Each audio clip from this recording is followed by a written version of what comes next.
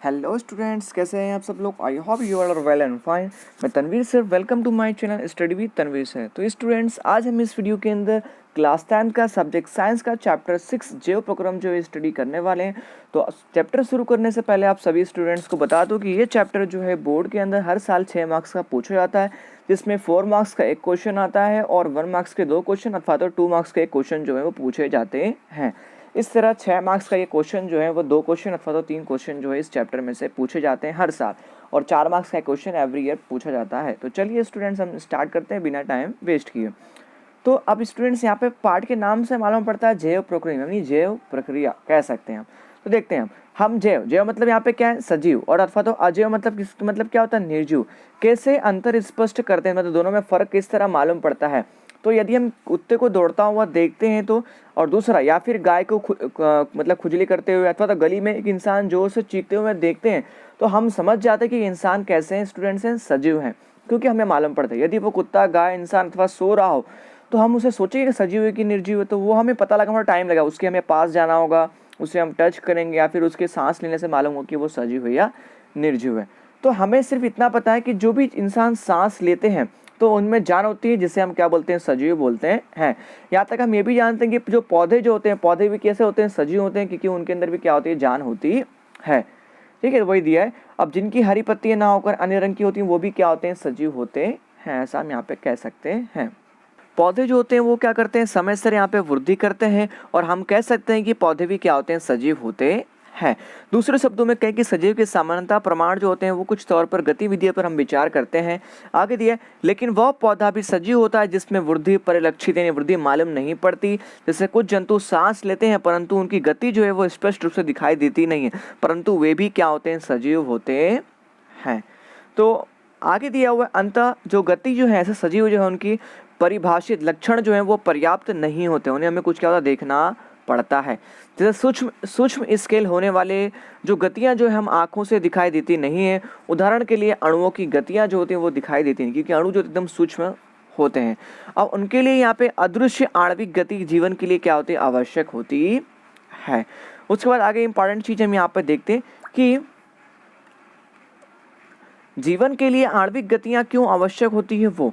तो आप हमने जो है पिछली क्लास 9 में हमने पढ़ चुके हैं कि सजीव की रचना क्या होती है, सुसंगठित, यानी एक दूसरे से क्या होती है, जुड़ी हुई होती है, और उसमें उत्तक भी हो सकते हैं। उत्तकों की उत्तकें जो होती हैं वो क्या होती है, कोशिकाओं के अंदर उत्तक होते हैं।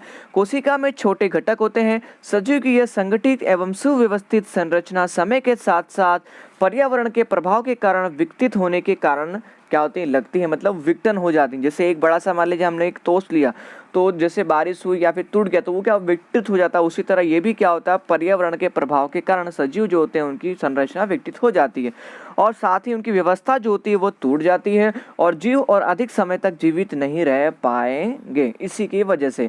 आगे दिया, जीवों के शरीर में मरम्मत अनुरक्षण की आवश्यकता होती है, क्योंकि ये संरचनाएं जो होती है वो किसकी बनी होती है, अणुओं की जो है वो बनी होती है। अंततः अणुओं को लगातार गतिशील बनाए रखना चाहिए। और सजीवों का अनुरक्षण प्रकरण कौन से हैं, ये हम क्या करते हैं, यहाँ पे हम खोजते हैं। तो देखते हैं, सबसे पहला यहाँ पे हमारा टॉपिक दिया, जैव प्रक्रम क्या है। तो जैव प्रक्रिया यहाँ पे क्या है, ये हमारा टॉपिक यहाँ पे आ गया। तो देखते हैं स्टूडेंट, जैव प्रक्रिया क्या है। तो जैव प्रक्रिया को समझने के लिए निरंतर यहाँ पे कार्य निरंतर होना चाहिए, मतलब उस पर जो प्रक्रिया है वो चलती होनी चाहिए। समय भी चलता रहता है, जब कोई विशेष कार्य नहीं करते तब हम सो रहे हैं, कक्षा में बैठे हैं उस समय भी अनुरक्षण का काम चलता ही रहता है। यहाँ तक कि जब हम सोते हैं तब भी हमारी जो बॉडी की जो कोशिकाएं जो होती हैं, सेल्स वगैरह, वो सारे कार्य करते हुए रहते हैं। अगर वो कोशिका सेल्स वगैरह बंद हो गए, इसका मतलब हम क्या होंगे, मतलब मृत यानी मरे हुए साबित हो जाते हैं। वे सभी प्रक्रम जो सम्मिलित रूप से अनुरक्षण का कार्य करते हैं उसे हम क्या कहते हैं, जैव प्रक्रिया कहते हैं। मतलब वे सभी प्रक्रिया जो सम्मिलित रूप से अनुरक्षण का कार्य करती हैं उसे हम क्या कहते हैं, जैव प्रक्रिया, उन्हें हम कहते हैं। आगे देखते हैं, आगे यहाँ पे दिया हुआ है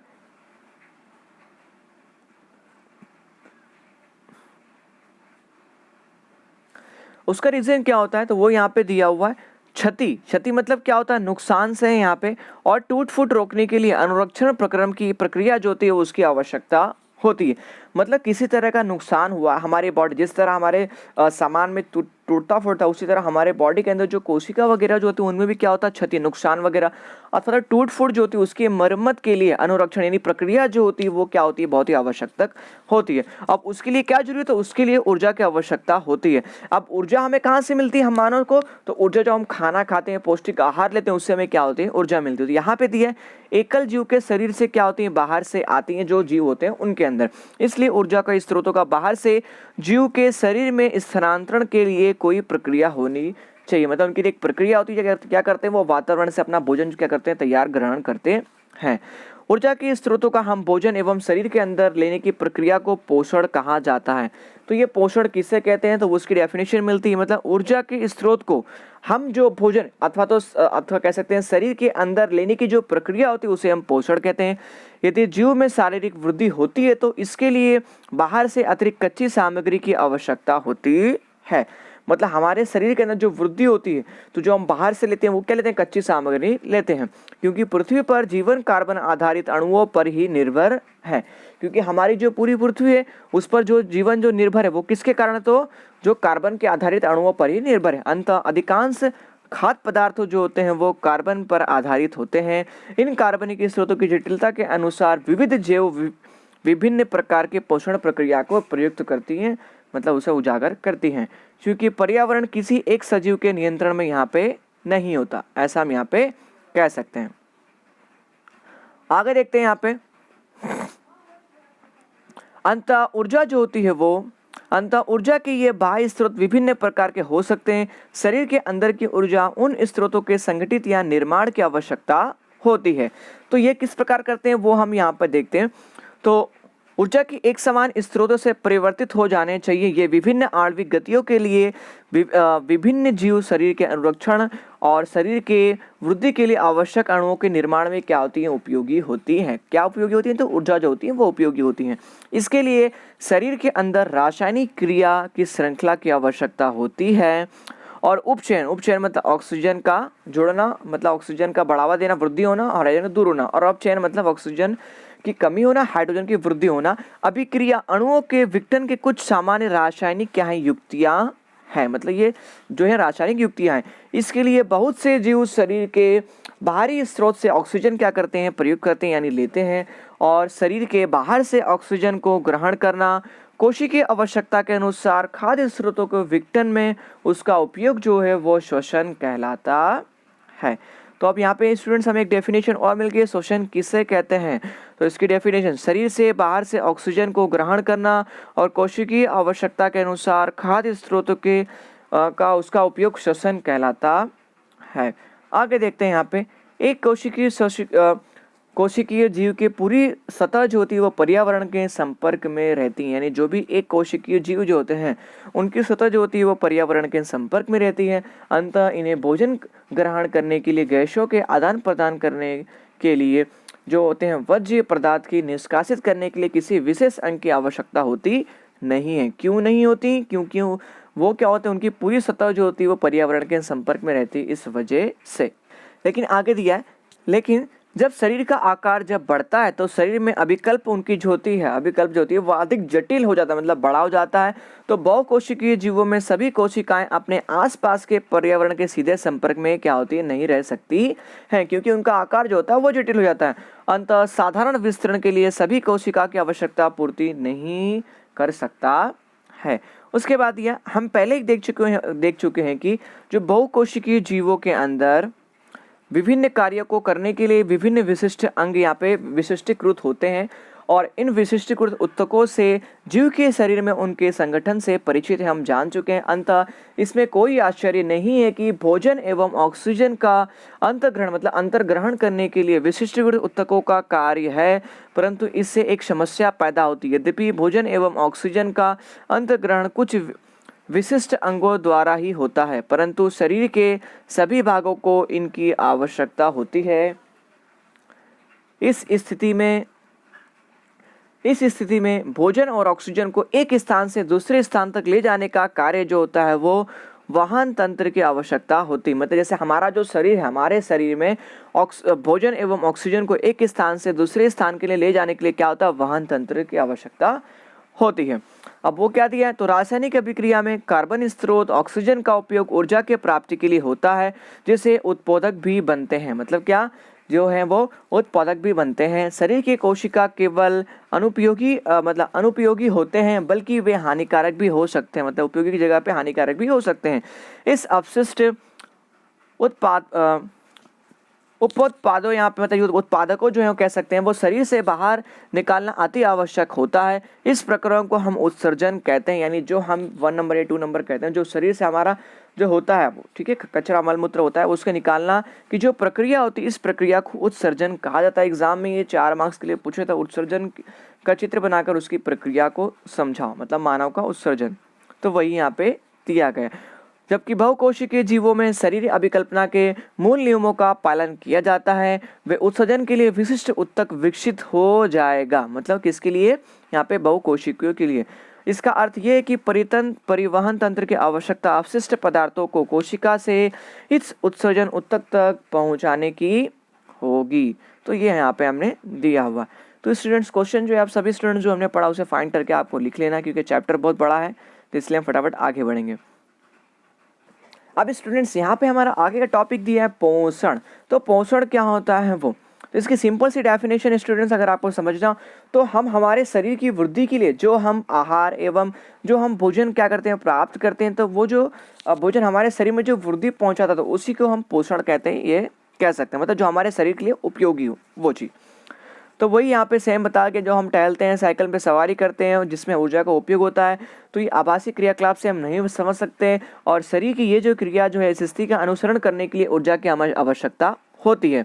तो वृद्धि, विकास, प्रोटीन संश्लेषण आदि हमें बाहर से भी पदार्थों की आवश्यकता होती है। यह ऊर्जा का स्रोत पदार्थ जो हम खाते हैं वो क्या होता है, हाँ वो भोजन होता है। और इस पूरी प्रक्रिया को हम पोषण कहते हैं। आगे दिया सजीव अपना भोजन किस तरह प्राप्त करते हैं वो। तो सभी सजीव जो होते हैं वो ऊर्जा एवं पदार्थ की सामान्य आवश्यकता जो होती है वो समान होती है, वो क्या होती है, भोजन होती है। लेकिन इनकी आपूर्ति विभिन्न विधियों, सबकी जो आपूर्ति जो पूरा करने की विधियां जो होती हैं वो अलग अलग होती है। कुछ जीव अकार्बनिक स्रोतों से कार्बन डाइऑक्साइड एवं जल के रूप में सरल पदार्थ क्या करते हैं, वो पदार्थ करते हैं, जो क्या होते हैं, ये जीव जो क्या होते हैं, स्वयं पोषी, यानी खुद अपना पोषण क्या करते हैं, बना लेते हैं।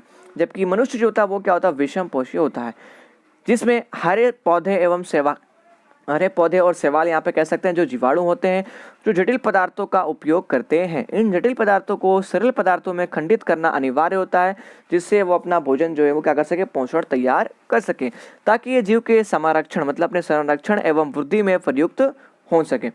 अब उसके बाद आगे दिया जीव जो होते हैं वो जैव उत्प्रेरक का उपयोग करके, जिन्हें हम एंजाइम कहा जाता है। अंततः विषम पोषी उत्तरजीविका के लिए प्रत्यक्ष या परोक्ष रूप से स्वयं पोषी पर आश्रित होते हैं। जंतु एवं कवक जो होते हैं वे इसी प्रकार के विषम पोषी में सम्मिलित, यानी जंतु और कवक जो है वो क्या है, विषम पोषी में सम्मिलित होते हैं। आगे देखते हैं नेक्स्ट टॉपिक। तो आप सभी स्टूडेंट्स को बता दो कि स्वयं पोषी और विषम पोषी जो है वो 2 मार्क्स के लिए अंतर इसमें पूछा जाता है। तो ये आप सभी स्टूडेंट्स को क्या करना है, ध्यान रखना है। तो विषम पोषी दिया, तो विषम पोषी क्या है वो देखते हैं यहाँ पे। तो जैसा कि यहाँ पे चित्र आपको दिख रहा है, यहाँ पे फ्लोएम और जाइलम यहाँ पे होते हैं, ठीक है। और इसका बाहरी भाग, फिर यहाँ पे हरित लवक, फिर वायु कोश, फिर कोशिका द्वार, और इसका निचला भाग त्वचा, ठीक है। और फिर यहाँ पे ये एक पौधे के पत्ते के बारे में बताया गया, इसके पर्णपटल होते हैं, फिर यहाँ पे इसका सिरा, फिर ये इसका मध्य सिरा, जहाँ से इनका जो पोषण जो होता है वो सबको क्या होता है, प्राप्त होता है। तो देखते हैं अब क्या होता है इसके अंदर। तो अगर इसको स्टूडेंट्स आपको समझना हो तो यहाँ सिंपल सा आप यहाँ पे जो हमारा रासायनिक प्रक्रिया उससे आप समझ सकते हैं कि यहाँ पे क्या दिया। तो यहाँ पे कार्बन डाइऑक्साइड लिया गया, तो कार्बन डाइऑक्साइड और ऑक्सीजन मतलब पानी जो है, इनकी सूर्य प्रकाश की उपस्थिति में क्या करते हैं, इसको यहाँ पे रासायनिक अभिक्रिया करते हैं, जिससे क्या बनता है, ग्लूकोज। ग्लूकोज जो होता है इनका क्या होता है, भोजन होता है। और ऑक्सीजन और हाइड्रोजन पानी यहाँ पे बनता है, तो ऑक्सीजन क्या करते हैं, वो छोड़ते हैं, और कार्बन डाइऑक्साइड जो हम छोड़ते हैं वो क्या करते हैं, उसे ले लेते हैं। अब ये जो ऑक्सीजन जो पौधे छोड़ते हैं ये किसके लिए उपयोगी होता है, मनुष्य के लिए उपयोगी होता है, जैसे शुद्ध ऑक्सीजन क्या होता है, हमें पौधों से प्राप्त होता है। तो वो यहाँ पे हमें क्या बता दिया गया। इसलिए कहा गया कि विषम पोषी जो होते हैं वो क्या होते हैं, उस पर निर्भर होते हैं, मनुष्य कह सकते हैं। आगे दिया गया स्वयं पोषी जीव के कार्बनिक एवं ऊर्जा की आवश्यकता प्रकाश संश्लेषण के द्वारा पूरी होती है। जो स्वयं पोषी जीव होते हैं वो, ये एक प्रक्रिया है जिसमें स्वयं पोषी क्या करते हैं, अपने बाहर से पदार्थों को ऊर्जा संचित रूप से परिवर्तित कर देते हैं। ये पदार्थ कार्बन डाइऑक्साइड तथा जल के रूप में लिए जाते हैं, जो सूर्य प्रकाश एवं क्लोरोफिल की उपस्थिति में कार्बोहाइड्रेट में परिवर्तित कर दिए जाते हैं। कार्बोहाइड्रेट पौधों को ऊर्जा प्रदान करने में प्रयुक्त होता है, उसका उपयोग किया जाता है। अगले अनुभाग में हम अध्ययन करेंगे कि कार्बोहाइड्रेट जो तुरंत प्रयुक्त नहीं होते, जबकि मंद रूप से धीरे धीरे रूप से संचित लिया जाता है। यह रक्षित आंतरिक ऊर्जा के तरह जो है वो कार्य करेगा। पौधों के द्वारा आवश्यकता अनुसार प्रयुक्त लिया जाता है, मतलब जितनी आवश्यकता होती है उसके हिसाब से लिया जाता है। और इसी तरह स्थिति में हमारे अंदर जो है वो देखी जाती है, और हमारे द्वारा खाए गए भोजन जो होते हैं उसमें जो व्युत्पन्न ऊर्जा जो होती है वो कुछ भाग हमारे शरीर में यहाँ पे जो ग्लाइकोजन के रूप में संचित होती है, जिसका उदाहरण हमने यहाँ पे इस रासायनिक प्रक्रिया के अंदर देखा। ये इसका एक उदाहरण मान सकते हैं। अब यहाँ पे दिया कि ये प्रकाश संश्लेषण के दौरान निम्नलिखित प्रक्रिया कौन सी घटना यहाँ पे होती है, तो वो यहाँ पे दिया नंबर वाइज, तो ये आप सभी स्टूडेंट्स को याद रख लेना है। तो 3 पॉइंट दिए, तो जिसमें पहला पॉइंट दिया कि क्लोरोफिल के द्वारा प्रकाश क्या करती है, प्रकाश ऊर्जा को अवशोषित करती हैं, जो स्वयं पोषी होते हैं वो। उसके बाद दूसरा दिया हुआ है प्रकाश ऊर्जा को रासायनिक ऊर्जा में रूपांतरण करना और जल के अणुओं का हाइड्रोजन तथा ऑक्सीजन में अपघटन करना, जो यहाँ पे आप देख रहे हैं। पहला तो हमें क्या मिला, ग्लूकोज मिला, किसका, तो यहाँ पे जो कार्बन डाइऑक्साइड और यहाँ पे पानी के अणुओं से, ठीक है, यानी पानी के अणु मतलब क्या, सूर्य प्रकाश की उपस्थिति में उन्होंने ग्लूकोज और ऑक्सीजन और पानी यहाँ पे हाइड्रोजन का क्या करना, यहाँ पे विघटन करना, वो यहाँ पे दिया गया, मतलब ऑक्सीजन का अपघटन करना। आगे नंबर 3 हमें दिया हुआ है कि कार्बन डाइऑक्साइड का कार्बोहाइड्रेट में अपचयन, यानी कार्बन डाइऑक्साइड जो होता है उसका अपचयन, मतलब वहाँ पे क्या होता है, ऑक्सीजन का दूर होना कार्बोहाइड्रेट के अंदर। आगे देखते हैं, यह आवश्यक नहीं है कि ये चरण तत्काल एक के बाद एक दूसरा हो, मतलब ये जो प्रक्रिया जो होती है ये एक के बाद एक नहीं होती है। उदाहरण के लिए मरुद्भिद पौधे यहाँ पे रात्रि में कार्बन डाइऑक्साइड लेते हैं और एक मध्यस्थ उत्पाद बनाते हैं, मतलब एक उत्पाद बनाते हैं बीच में, और इस दिन में क्लोरोफिल जो होते हैं वो ऊर्जा अवशोषित करके अंतिम जो क्या करते हैं, उत्पाद बनाते हैं। अब आगे यहाँ पे हम देखने वाले हैं कि प्रकाश संश्लेषण की घटना के लिए क्या क्या आवश्यक होता है, तो वो यहाँ पे हम देखेंगे। तो यहाँ पे क्या दिया, तो देखते हैं यहाँ पे कुछ कोशिका में हरे रंग के बिंदु दिखाई देते हैं। ये हरे बिंदु क्या होते हैं, उनके कोशिकांग होते हैं, जिसे क्लोरोप्लास्ट यहाँ पे कहा जाता है। एक मार्क्स के लिए पूछा जाता है। अब इनमें क्लोरोफिल होता है, इसे क्लोरोप्लास्ट क्यों और क्लोरोप्लास्ट क्यों कहते हैं, क्योंकि इसके अंदर क्लोरोफिल होता है, इसलिए इन्हें क्लोरोप्लास्ट जो है वो कहा जाता है। इस प्रकार प्रकाश संश्लेषण के लिए क्लोरोफिल आवश्यक होता है। अब यहाँ पे हम देखेंगे कि कार्बन डाइऑक्साइड जो होते हैं वो पौधों को किस तरह मतलब यहाँ पे प्राप्त करते हैं, मतलब पौधे जो होते हैं वो कार्बन डाइऑक्साइड को कैसे प्राप्त करते हैं वो यहाँ पे देखने वाले हैं। तो कक्षा 9th में आपने रंध्र की रचना की होगी, तो चित्र 6.3 यहाँ पे आप जो देख रहे हैं खुला है, और दूसरा हमारे पास क्या यहाँ पे बंद रंध्र यहाँ पे दिया हुआ है। तो यहाँ पे क्या होता है, तो जो पत्तियां के सतह सूक्ष्म छिद्र जिसके अंदर होते हैं उसमें प्रकाश संश्लेषण के लिए गैसों का अधिकांश आदान प्रदान जो होता है वो इन्हीं छिद्रों के द्वारा होता है। लेकिन यह जानने की आवश्यकता है कि गैसों का आदान प्रदान तने, जड़ और पत्तियों की सतह से भी होता है। इन रंध्र जो होते हैं इसमें पर्याप्त मात्रा में जल की हानि होती है, मतलब यहाँ पे जल का जो होता है वो नुकसान भी होता है, वो यहाँ पे दिया। अंततः जब प्रकाश संश्लेषण के लिए कार्बन डाइऑक्साइड की आवश्यकता नहीं होती तब पौधा जो होते हैं वो इन छिद्रों को क्या करते हैं, बंद कर लेते हैं, जो आप इस फिगर के अंदर यहाँ पे देख रहे हैं उसके अंदर। तो यानी स्टूडेंट्स क्या, जब पौधों को यहाँ पे आवश्यकता होती है प्रकाश संश्लेषण की, तो वो क्या करते हैं, अपना जो पर्णरंध्र होते हैं उसे क्या करते हैं, वो खोल देते हैं। जब उन्हें आवश्यकता नहीं होती तब वो क्या करते हैं, अपना पर्णरंध्र जो होते हैं उसे आप बंद कर लेते हैं, मतलब भोजन की जरूरत ना होने पर उसे पर्णरंध्र को बंद कर लेते हैं। आगे दिया, तो छिद्रों को खोलना और बंद होना द्वार कोशिका का एक क्या होता है, कार्य होता है। अब इसके द्वारा यहाँ पे दिया, द्वार कोशिका में जब जल जो होता है अंदर जाता है वो तो वही क्या हो जाती है, वे फूल जाती हैं और रंध्र का छिद्र जो होता है वो खुल जाता है। इसी तरह जब द्वार कोशिकाएं सिकुड़ती हैं तो छिद्र जो होता है वो क्या हो जाता है, बंद हो जाता है, वही यहाँ पे दिया हुआ है। आगे यहाँ पे क्रियाकलाप भी दिया गया 6.4 प्रायोगिक व्यवस्था पोटेशियम कार्बोहाइड्रेट के साथ, ये देख रहे हैं हम यहाँ पे, ठीक है। एक बेल जार यहाँ पे ले लिया गया है और उसके अंदर एक पौधा यहाँ पे रख दिया गया। आगे देखते हैं यहाँ पे, तो ये क्रियाकलाप दिया, आपको स्टूडेंट्स पढ़ लेना, जो हमने बताया वो सेम यहाँ पे क्रियाकलाप दिया होगा उसे समझने के लिए। आप सभी स्टूडेंट्स को बताता चलूँ कि जो ऊपर के हमने 2 क्रियाकलाप पढ़े उस क्रियाकलाप के अंदर क्या मालूम पड़ता है, हमें ये मालूम पड़ता है कि प्रकाश संश्लेषण के लिए सूर्य प्रकाश की आवश्यकता होती है पौधों को। जैसा कि मान लेते हैं स्टूडेंट्स आपने एक पौधों को क्या क्या कर दिया, आपने घर के अंदर रख दिया, किसी एक डब्बे के अंदर यहाँ पे बंद कर दिया प्लास्टिक के थ्रू, जिसमें आप ट्रांसपेरेंसी हो, मतलब आपको दिखाई देता हो, पारदर्शिता हो। तो अगर उस पर सूर्य की रोशनी नहीं पड़ती तो वो पौधा जो होगा वो कुछ समय के पश्चात जो होगा क्या हो जाएगा, मुरझा जाएगा, ठीक है, और उसे हवा भी नहीं मिल रही होगी। तो वही यहाँ बता दिया कि प्रकाश संश्लेषण के लिए पौधों को सूर्य प्रकाश की आवश्यकता होती है। हम इन पर चर्चा जो है वो पहले ही कर चुके हैं। स्वयं पोषी अपनी ऊर्जा की आवश्यकता की पूर्ति कैसे करते हैं, लेकिन उन्हें भी शरीर के निर्माण के लिए अन्य कच्ची सामग्री की आवश्यकता होती है। स्थलीय पौधे प्रकाश संश्लेषण के लिए आवश्यक जल की पूर्ति जड़ों एवं मिट्टी में उपस्थित जल के अवशोषण से करती हैं। जो स्वयं पोषी जो होते हैं तो वो क्या करते हैं, अपने जल की पूर्ति के लिए जो उनकी जड़ जो होती है, अथवा तो जो जड़ मिट्टी में उपस्थित जल की अवशोषण मतलब उसे अवशोषण करके प्राप्त करती हैं। नाइट्रोजन, फास्फोरस, लोहा, मैग्नीशियम जैसे पदार्थ भी मिट्टी में लिए जाते हैं। नाइट्रोजन एक आवश्यक तत्व है जिसका उपयोग प्रोटीन एवं अन्य यौगिकों के संश्लेषण में किया जाता है। इससे कार्बनिक नाइट्राइड के रूप में लिया जाता है। किसे, स्वयं पोषी जो होते हैं, सजीव जीव जो होते हैं वो लेते हैं। उन कार्बनिक पदार्थों के रूप में लिया जाता है जिसे जीवाणु वायुमंडलीय नाइट्रोजन से बनते हैं। नेक्स्ट हमारा टॉपिक दिया विषम पौष्टिक पोषण क्या होता है। तो प्रत्येक जीव अपने पर्यावरण के लिए क्या होते हैं, अनुकूलित होते हैं। भोजन के स्वरूप एवं उपलब्धता के आधार पर पोषण जो होता है उसे पोषण की विधि जो होती है, प्रक्रिया, वो विभिन्न प्रकार की हो सकती है। इसके अतिरिक्त यह जीव के पोषण ग्रहण करने के ढंग पर भी निर्भर करता है। उदाहरण के लिए यहाँ पे दिया है भोजन का स्रोत जो होता है वो अचल होता है, जैसे घास या गतिशील, जैसे हिरण जो होते हैं वो दोनों प्रकार के भोजन यहाँ पे भोजन का क्या करते हैं, अभिगम का तरीका भिन्न भिन्न है।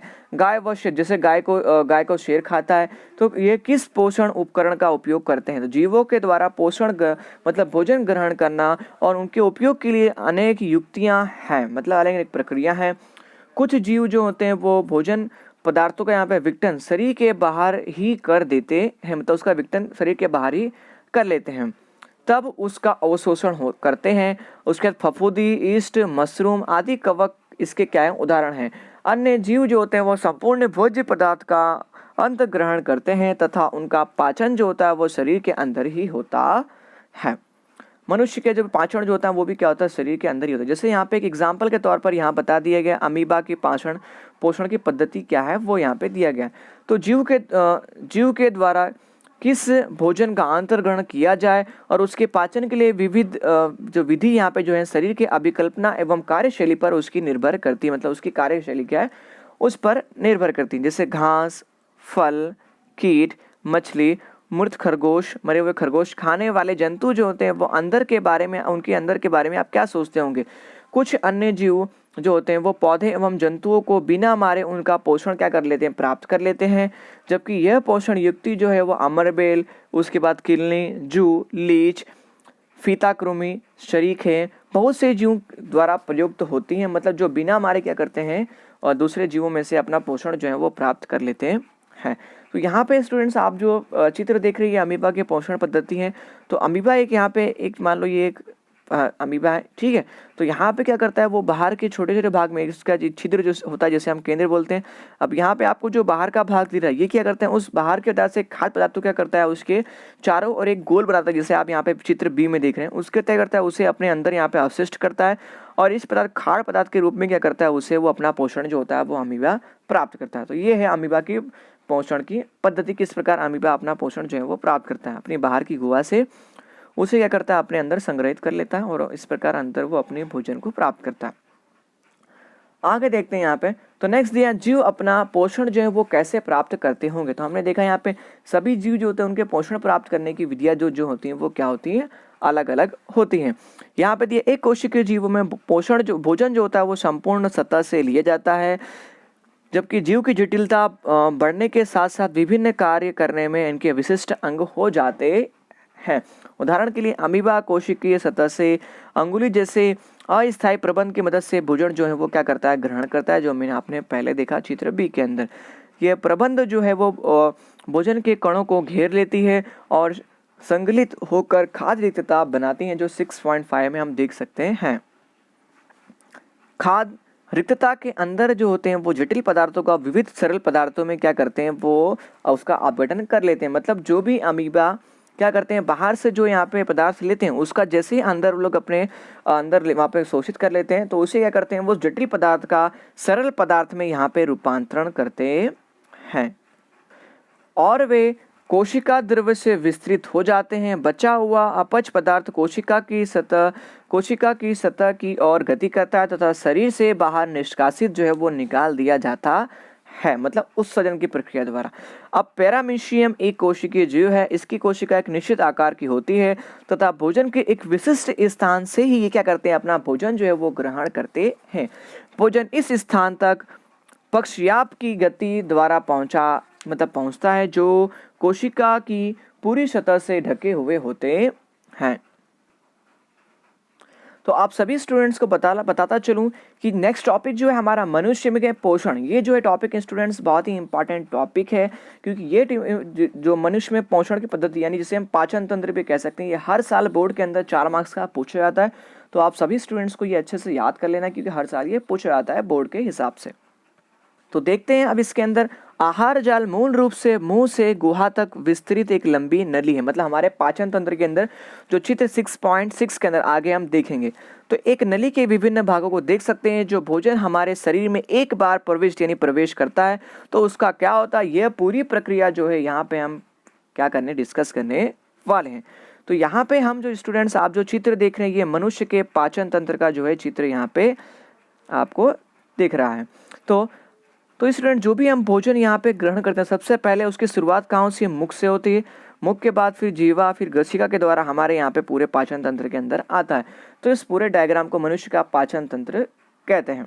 तो ये सभी मनुष्य के अंदर क्या होती है, एक जैसी ही होती है। तो देखते हैं यहाँ पे जिन्हें भोजन नली से मतलब यहाँ पे गुजरना होता है। मतलब जो हम भोजन खाते हैं वो भोजन जो होता है उसे भोजन नली से गुजरना होता है। प्राकृतिक रूप से भोजन को एक प्रक्रिया से गुजरना होता है जिससे उसी प्रकार के छोटे छोटे कणों में बदला जाता है। जैसे कि हम जो चावल जो हम खाते हैं या जो भी कुछ हम खाते हैं वो हमारे पेट में जाने के बाद छोटे छोटे टुकड़ों में क्या होता है, रूपांतरित कर दिया जाता है। इसे हम दांतों से चबाकर पूरा कर लेते हैं, लेकिन आहार का स्तर जो होता है वो बहुत ही कोमल होता है। अंततः भोजन को गीला किया जाता है। तो और आप सभी स्टूडेंट्स को बता दो, जो पॉइंट पे मैं टिक लगा रहा हूँ, आप सभी स्टूडेंट्स को ये बोर्ड के अंदर अथवा तो जब भी आप नोटबुक के अंदर लिखोगे ऐसे आपको पॉइंट वाइज लिखना है, जिससे आपको ज़्यादा मार्क्स मिलते हैं। ठीक है, आप पैराग्राफ वाइज लिखोगे तो आपको मार्क्स जो है वो कम मिलेंगे, ताकि इसका मार्ग जो है वो आसान हो सके। क्योंकि हम जो भोजन यहाँ पे खाते हैं तो सबसे पहले उसे दांतों की द्वारा उसे चबाकर मतलब यहाँ पे छोटे कणों में रूपांतरित किया जाता है। साथ ही उसके अंदर लार जो होता है वो मिक्स हो जाता है, जिससे भोजन का जो मार्ग है मतलब अपने मार्ग में आसानी से वो वहन किया जा सके। और अपनी पसंद का कोई पदार्थ खाते हैं तो वो हमारे मुंह में पानी आ जाता है। तो ये वास्तव में एक जल नहीं है, ये क्या होता है, लला ग्रंथि, जिसे हम लार रस कहा जाता है अथवा तो लार कहा जाता है, वो यहाँ पे दिया गया। आगे देखते हैं यहाँ पे हम जिसे हम लाल रस कहते हैं। तो यानी जो हमारे स्टूडेंट्स हमारे मुंह के अंदर कोई अच्छी चीज़, हमारी मनपसंद चीज़ देखने पर पानी जो आ जाता है तो वो लाल रस होता है, जिसे हम भोजन खाते हैं। तो उसका दूसरा पहलू उसकी जटिल रचना एवं इसका अवशोषण आहार नाल द्वारा करना है। तो इसे छोटे अणुओं में खंडित करना होता है। यह काम जैव उत्प्रेरक के द्वारा किया जाता है, जिसे हम एंजाइम कहते हैं। यानी हमारे शरीर में जो हम भोजन खाते हैं उसके छोटे छोटे अणुओं में रूपांतरण करने का कार्य जो होता है वो एक जैव उत्प्रेरक का होता है। उस जैव उत्प्रेरक को हम एंजाइम कहते हैं। लार में भी एक एंजाइम होता है जिसे लार एमिलेस कहते हैं। तो लार के अंदर कौन सा यहाँ पे एंजाइम होता है, तो जिसे हम बोलते हैं लार एमिलिस कहते हैं। और मंड जटिल अणु को सरल शकरा में खंडित कर देता है। भोजन को पचाने के दौरान पेशीय जीवा भोजन को लार के साथ पूरी तरह मिला देती है। उसके बाद आहार नली जो होती है वो आहार नली के हर भाग में भोजन के नियमित रूप से गति उसके सही ढंग से प्रक्रमित होने के लिए क्या है, आवश्यक है। यह क्रमाकुंचक गति पूरी तरह नली में होती है। मुंह में आमाशय तक भोजन जो होता है वो ग्रसिका अथवा तो इकोफेगस के द्वारा ले जाया जाता है। आमाशय एक बृहद अंग है जो भोजन के आने पर क्या होता है, फैल जाता है। आमाशय की पेशियां भित्ति जो होती हैं वो भोजन को अन्य पाचक रसों के द्वारा मिश्रित करने में क्या होती है, सहायक होती हैं। और ये पाचन कार्य आमाशय की भित्ति में उपस्थित जठर ग्रंथियों के द्वारा उत्पन्न होता है। और ये हाइड्रोक्लोरिक अम्ल एक प्रोटीन एवं पाचक एंजाइम पेप्सिन तथा श्लेष्म के द्वारा स्रावण करते हैं। हाइड्रोक्लोरिक अम्ल एक अम्लीय माध्यम तैयार करता है जो पेप्सिन एंजाइम की क्रिया में सहायक होता है। तो अम्ल और यहाँ पे विचार करते हैं कि अम्ल और यहाँ पे कौन सा कार्य करता है, यहाँ पे वो हम यहाँ पे देखेंगे। तो सामान्य परिस्थिति में श्लेष्म आमाशय के आंतरिक स्तर की अम्ल से क्या करता है, रक्षा करता है। और हमने बहुधा वयस्कों को एसिडिटी एवं अम्लता की शिकायत करते सुना कि मुझे एसिडिटी हो गई, गैस बन गई, तो ये सब, तो उससे क्या करता है, यहाँ पे रक्षण जो है वो प्रदान करता है। आमाशय से भोजन जो होता है वो क्षुद्रांत में प्रवेश करता है, यानी आंत में प्रवेश करता है। यह अवरोधनीय पेशी द्वारा नियंत्रित होता है। क्षुद्रांत यानी आंत जो होता है वो आहार नाल सबसे लंबा भाग है, मतलब जैसे बड़ी आंत बोलते हैं।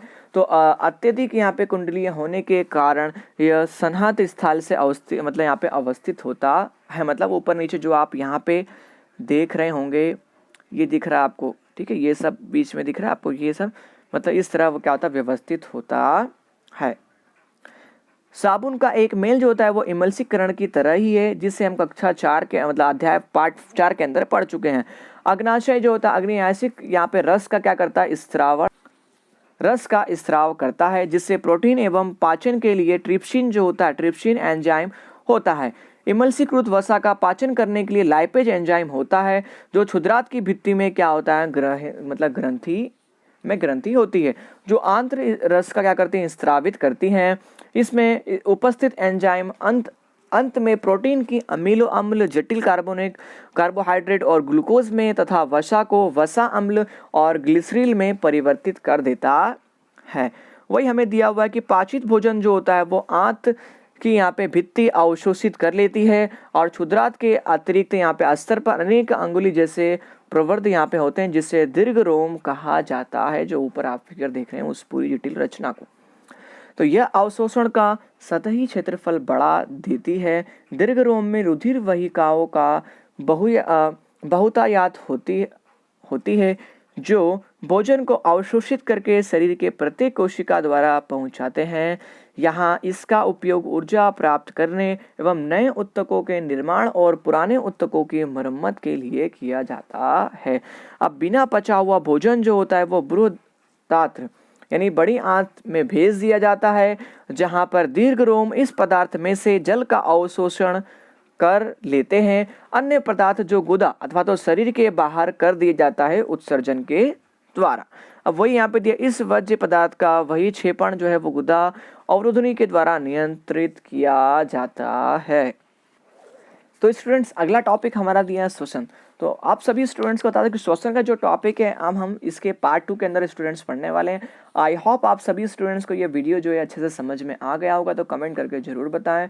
एंड दीजिए तनवीर सर को इजाज़त, मिलते हैं अगले वीडियो में स्टूडेंट्स, तब तक के लिए जय हिंद।